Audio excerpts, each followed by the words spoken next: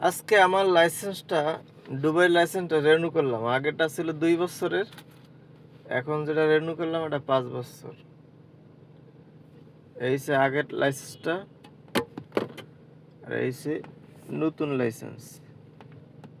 দেখা যায় 31 সাল পর্যন্ত, পুরো ক্লিয়ার দেখা যায়। 31 সাল পর্যন্ত। দুঃখের বিষয় হয়েছে, এটা হচ্ছে মেশিনের ভিতরে দিলাম, মানে ফাইল নাম্বার, লাইসেন্স নাম্বার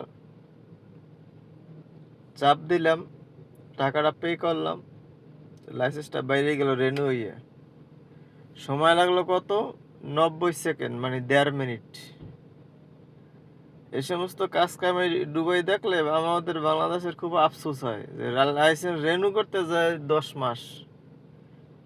আর যেখানে সবকিছু আপডেট, লাইসেন্স রেনু করেন, ওই যে গাড়ির কাগজ করেন, ওই যে মুলকিয়ে করেন, যেটা কাট কয় বাংলাদেশের কেন কয় মুলকিয়ে, সময় 90 সেকেন্ড।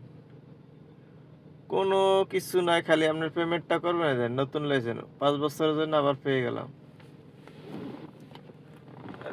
এই যে পুরনটা, এটা ছিল 2 বছরের, এটা হয়েছে 5 বছরের। 5 বছরের লাইসেন্স রেনু ফি হয়েছে আপনার 320 টাকা। 300 টাকা হয়েছে গভর্নমেন্ট, 20 টাকা চার্জ, 320 টাকা।